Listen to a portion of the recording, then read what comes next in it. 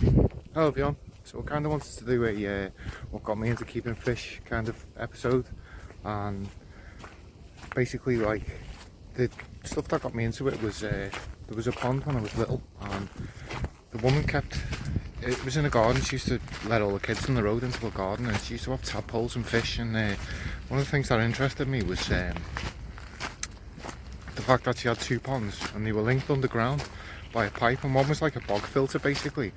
It was full of plants and stuff, and the other was it was like full of tadpoles and fish, and in the spring it'd have frogs and stuff in it. So, but I didn't want to show you that. What I wanted to show you was this. This is where like really got me interested in stuff. So this is the River Mersey, and I used to love coming down here as a kid. And you know, they talk about the Liverpool docks. We've got massive tanker terminal there, which there's pipework all underground. There's a sign here for it, and there's basically tons of crude oil that's pumped up to a big oil refinery in Stanlow. And then behind it, there's Camel Air to shipbuilders. Used to employ 160,000 people, and behind it, it's actually where I work. It's a Irish ferry terminal, and I load the boats too, because I'm a docker. Because you know, if you're from Merseyside and you're a footballer, next best thing's being a docker, isn't it? So, but this is where I used to come and explore it. I've noticed a lot of difference in the natural side of things down here since when I was a kid. Like over here, on these walls here, you should get tons and tons of giant isopods, which look like giant woodlice. They were woodlice, but they were all that big, and you never really see them scampering up the wall anymore, but you see loads of them. But these rock pools, there's loads of life, and the strange, like the River Mersey, I don't know whether you can see, there's like a bar over there, and it stands up with a light. You can see it right out in the distance. See if I can zoom in. That's where the tide goes out to. Now the water comes up, it goes over that wall when the tide comes in. It's an 8 metre tide. It's one of the fastest flowing rivers. It's absolutely fascinating. Where I work, it's on like a pinch point of the river. The river goes thinner, and up where I work we get seals, we get porpoises, we get bottlenose dolphins, there's blue lobsters up there. And one thing I always wanted to do was catch a lobster and keep it. Don't know how legal that is, and I know there's people who I think it'd be like a clickbait. I'd get loads of stick off people, but something I've always wanted to do. I used to love crabs, and I used to have a marine tank. I don't know, like people who followed me on social media for a few years will know I used to keep marine tanks, and one of the things I'd love to have done is a biotope, which I've got like a bit of a surprise coming to the channel based on that. But let's have a look what we've got. Like under these, I used to love coming down here and moving rocks, because you find some, see straight away there's crabs, and there's an albino crab there, and then there's another one here. Let's have a look at them. It's a little green crab. These are an invasive species, and apparently they're decimating clams. Well, that's a green short crab. And what I find is the further out you get, let me just flip that over, there's all periwinkle and like barnacles and stuff under these. And then there's bits of the beach that have got like loads of bladderwort, like massive like patches of bladderwort. When the tide's in, it like must look, there's more. Actually that looks, to me, I can't tell, it's, yeah, that's a green shore crab. But there's three types of crab in the Mersey and a lobster. The European lobster or the common lobster, everything's common, everything must be poor in the River Mersey because it's the common starfish. But up past where I work, the channel opens and you get a lot more sand, and different species live up there. But I say, what else do we get? We get cod and bass in the river. We get loads of different stuff, and there's always different things. You get whales come down the river. I've seen whales in the river. It's like, and then I think a lot of my viewers are American, they've probably never seen it. The water, as you can see, there's tons of little baby crabs. I'd love to take these home. I was talking to a guy who's a biologist, and he said he went down to Cardiff. He was a marine biologist. He went down to Cardiff, and they had these massive outlets from they used the seawater to cool. I think it was a power station. He said that because the water was warm, getting pumped out to sea, the crabs were, the metabolism was higher and they were massive because of it. I found that fascinating. He said, so you could keep green crab or anything you get from the Mersey, you could technically keep it in, there's another rock. See, that goes right out, and then once you get out there where the low tide is, the tide's coming in at the moment, you get a, yeah, that looks, some cool colours on the crabs, and then they shed, don't they, as they shed twice a year when they get a bit bigger, or once a year, depending on how big they are. But I always flip the rocks over, but looks like it's already been flipped over. And periwinkles, and you used to have beds of cockles, and you find cool shells like this. I'd love to know what everything is, but you know, should research it really. But I used to come down here for hours, and then there's a jetty down there. You can get down to the beach, down to the low tide mark on there, and the crabs down there are massive. As I say, I'd love to. I always wanted as a kid to get a lobster. But I don't know how you go about it, I don't know how legal it is and stuff like that. There isn't really much. See, the tide this time of year, the salinity is quite low. Right, the Runcorn Gap's up there. Anyone who knows Premier Aquatics is just over there, about 45 minutes drive away. Yeah, I'm trying to get these big ones, but I'll say the further you get out, the bigger everything is. It's like the babies come. Yeah, there's some bigger crabs and stuff, and then there's mussels.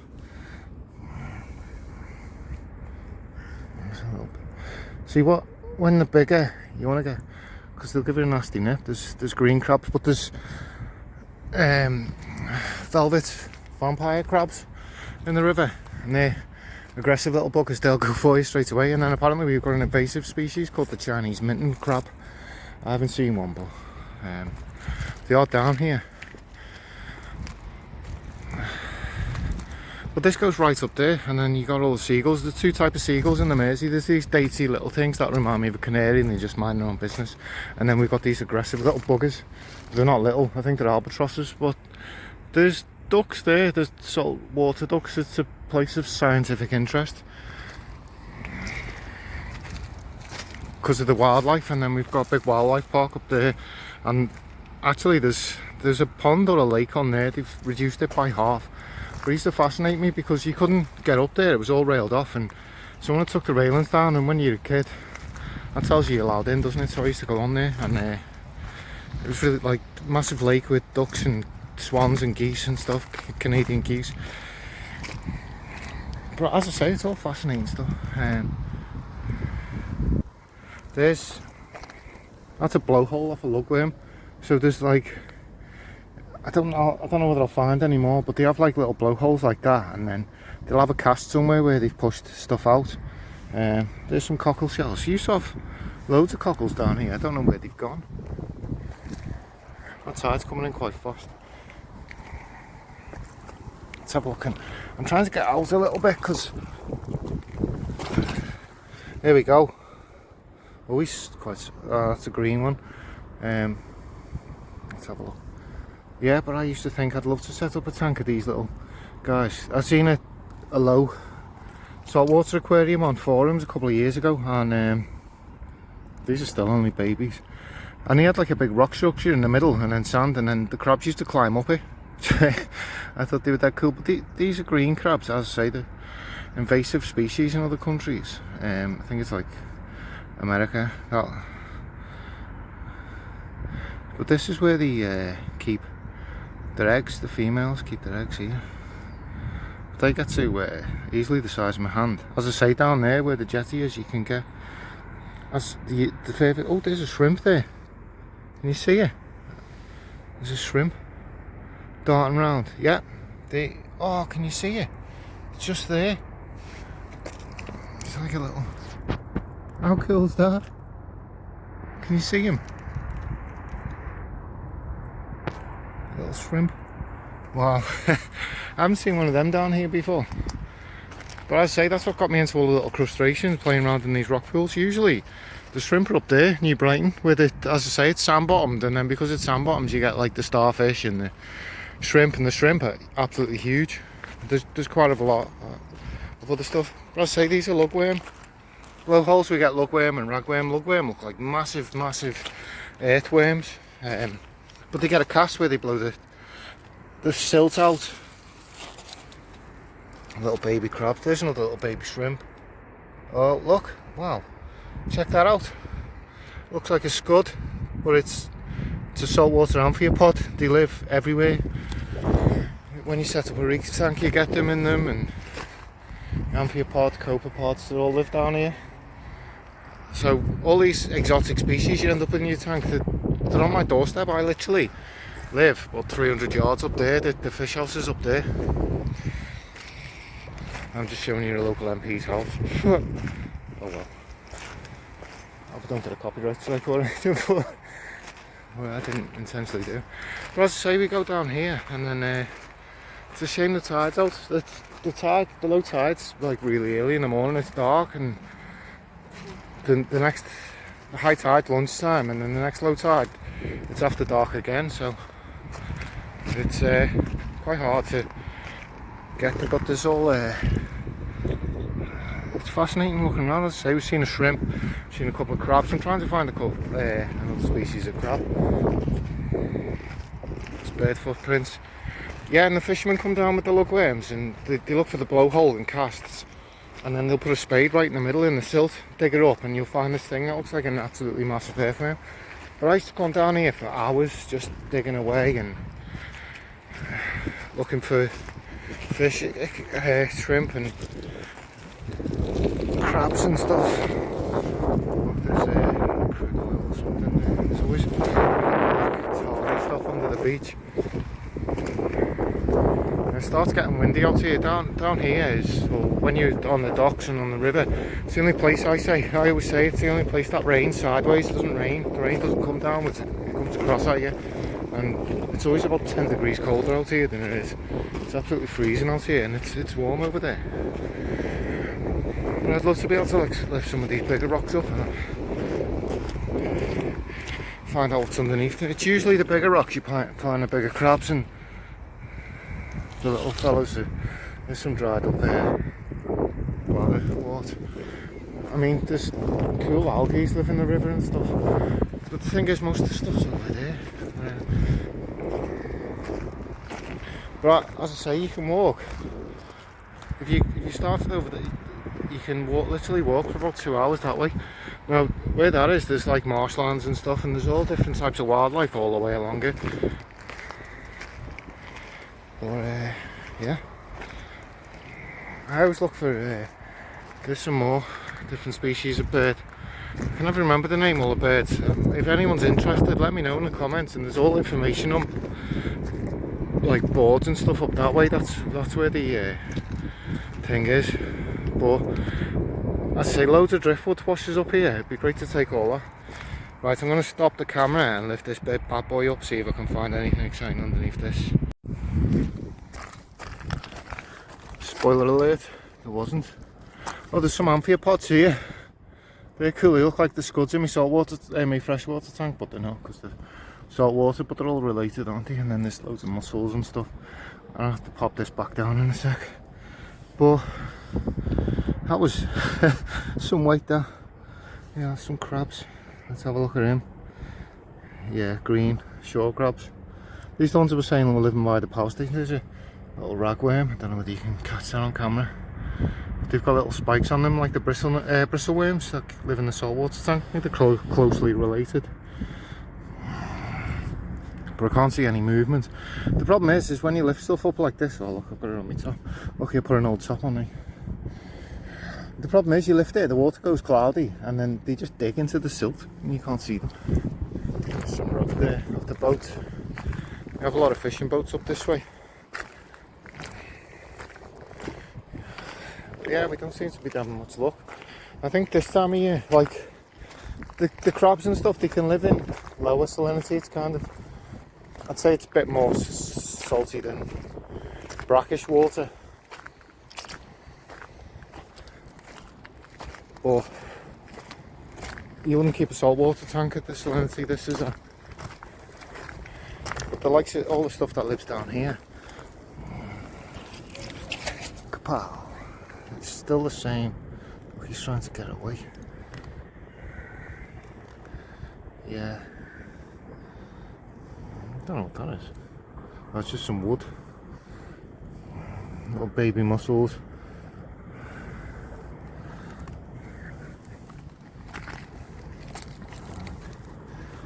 More amphipods.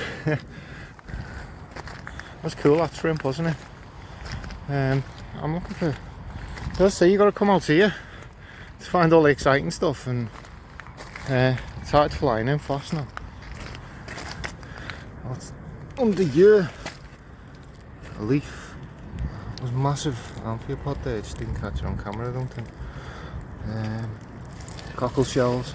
As I say, I don't know where all cockles went. I could have showed you some cockles, but they used to be right along here. You don't see them anymore. I don't know why. And the river's a lot cleaner than it used to be as well. There's some waders over there. That's the dredger. Comes down to our work and dredges. Basically removes the bottom of the river. Oh, there's another albino crab. Check that out. I don't know what those are. Those type of shells. See them quite a bit. I should probably do a bit more research. If anyone finds this video and they know more about it than me, let me know and I'll look into it a bit more. I've always found this place fascinating. I say, I can't believe I've seen that shrimp. I don't think I've ever seen it, or maybe I was too young. Oh, there's all little blowholes here as well. There's a lot going on. I wouldn't be surprised if there was crabs under the silt. Whee! There's just amphipods. There's a little green crab there. There's bubbles there. Usually the big crabs are dug in. But there's another one of them shells. Ooh. Right, the tide's coming in fast, guys. I was hoping to get right out, but it's bloody flown in. All mussel beds here, and then some dead bladderwort. I always thought, like, you know, when I was talking about the setting up the biotab tank with the crabs, I'd get a rock with all like live stuff of this, but this is all, it's starting to get silty. You know, you can sink up to your knee if you're not careful, but I kind of understand how to navigate it. Is there anything exciting in this rock pool? I can't see any movement. There's all little like trails and stuff, but I don't know what caused them. You know what would be cool if a marine biologist found this video and came on and educated me a bit, because you know, I've done my degree in psychology and psychophysics, and I was thinking, why didn't I do marine biology? It's so fascinating. There's a carpet tile. Probably an old shop. Nothing, no movement. All this black stuff.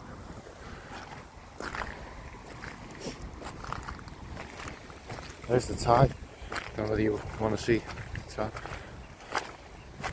But it flies in the tide. More bladderwort. I'll say this curves and goes out to that post there. As you can see, I'm a lot closer to it now.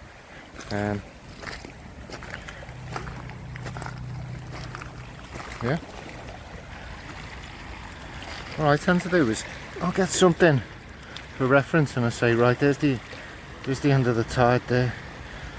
Now watch. See how fast that's coming in. And it's not even moving yet, the tide. This tide picks up momentum as it comes in. There's some seaweed there, and I was thinking we could do like a planted algae tank, couldn't I, with the algae? There's algae down here, the likes of bladderwort and stuff, and then up that way there's different types of algae, and I wouldn't mind going having a nose up there one day. I'm looking for some big rocks, but as I say, they usually start about here, the big rocks. Anyone's a history buff, there used to be 3 ships that were moored in the river, like years and years ago, well before my time, believe it or not. One of them, the keel's still under here, and it was on Time Team. Like, Time Team were down here filming. The Film Away days, half of it was filmed along this prom. There was a scene filmed down there where he says, "Big sky, man." And then there was a scene filmed over there. There was stuff over there. I remember coming down here one autumn evening, spinning in the car over there, and they had all the stuff set up, and I looked into it, and they were filming away days. I think that was in about 2005. Well, just tons and tons of mussels. None of them are alive, they're just shells. But them, remember there's one of them graceful seagulls, the ones that are Asbo seagulls live a bit further down there. They're like twice the size. I think they're albatrosses or something, big gulls. Anyway, and they're just ruthless to get these mussels. I used to work for a facilities management company. There's an oyster shell, isn't there? Something. Look at that. It's a big old boy there. There's a shrimp. Just darted off over there, or a big isopod, I'm not too sure. Yeah. Look at my shoes, guys. They're up. If you don't know where you go, look at this. We're on sand here, we're on a sandbank, but further out there is quicksand. I don't know whether you define it as quicksand, but you can sink pretty quick in it. And it'll go over you. That for a shell. All calcium, isn't it? Releasing into the river. That'll raise the salinity. But I did want to go over there. But I say we get these good. I used to work for a facilities management company on a lot of the buildings over that way, on some of the big skyscrapers and stuff. The biggest building you can see there, I've been on the roof of that, over the side of it, in what they call a building maintenance unit now. It used to be a, it's called cherry pickers. Yeah. But what the seagulls would do is they'll pick these mussels up and then drop them to crack them, because they're a pain in the bum. And they smashed this glass roof on a brand new building. The building was worth an absolute fortune, and they smashed all the glass on the roof, dropping mussels on them.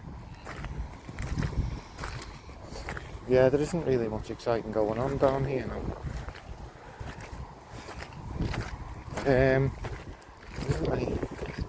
Tell you what, I'll have a look down there, because there's a lot of stuff down there. I'll be back in a second. So I've had a look around, guys. I can't find anything else. Maybe it's a bit early in the year. As I say, the water's still a bit fresh, but my hair's everywhere with the wind.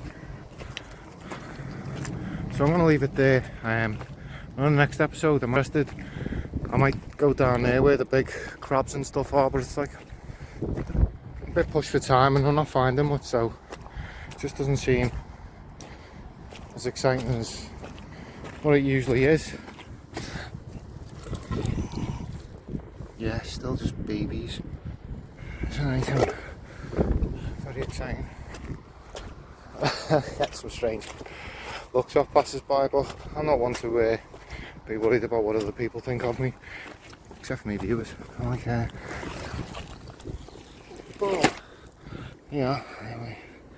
Still just baby. Oh, he's pinching me, little bugger. Looks still green crab. Looks like a male, that one maybe.